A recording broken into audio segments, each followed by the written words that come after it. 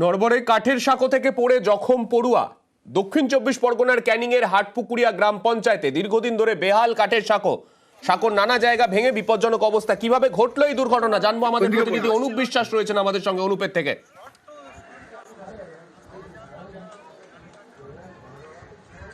সান্নিক দেখো ক্যানিং থানার 1 নম্বর ব্লকের যে হাটপুকুরিয়া গ্রাম, সেখান থেকে উল্টো দিকেই বারাইপুর ব্লকের জয়াতলা।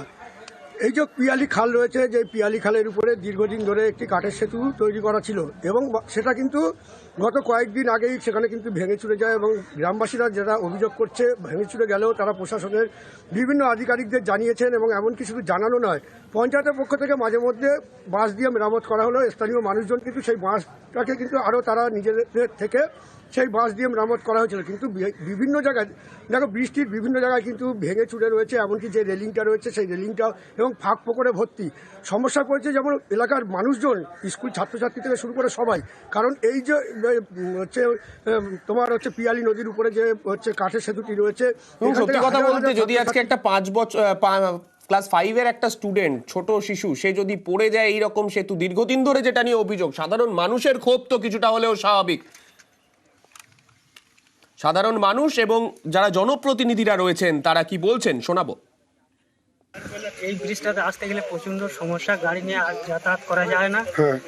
আসতে গেলে বিরাট কষ্ট, গাড়ি এপারে রেখে দিয়ে ওপারে চলে যেতে হয়। আমি ব্লাড কালেকশন করি তো ব্লাড আনতে যেতে হয় না। এই রাস্তা তো আমাদের তো মেন বর্ডার হচ্ছে এটাই। আচ্ছা, ওদিকে যেতে গেলে মানে আপনার 2 ঘন্টা 8 ঘন্টা ভোর ঘুরতে হবে। সবাই বলছি স্কুলে সমস্যা হয় এই কাঠের ব্রিজ দিয়ে আসতে তোমাদের? কাঠের ব্রিজটা আসতে আমার ভয় লাগে, পড়ে যায় অনেকজন, সমস্যা হয়। আবার একটা বাচ্চা পড়ে গিয়েছে সাইকেল নিয়ে ব্রিজ থেকে। কেন, কি অসুবিধা ব্রিজে? ব্রিজ ভাঙা, আসতে পারি না, আমাদেরকে ভয় লাগে আসতে। দেখুন, এটা একটা অত্যন্ত দুর্ভাগ্যজনক এবং দুঃখজনক যে স্টুডেন্টরা একটা সেতু থেকে পড়েছে, আহত হয়েছে। শুধু স্টুডেন্ট নয়, যে কোনো মানুষ যদি ওখান দিয়ে পড়ে দুর্ঘটনা ঘটে, এটা আমাদের কাছে একটা অত্যন্ত কষ্ট এবং দুঃখের। এই সেতুটা অলরেডি টেন্ডার হয়ে গেছে, যে এজেন্সি কাজটা পেয়েছে হয়তো ওয়ার্কার পায়নি।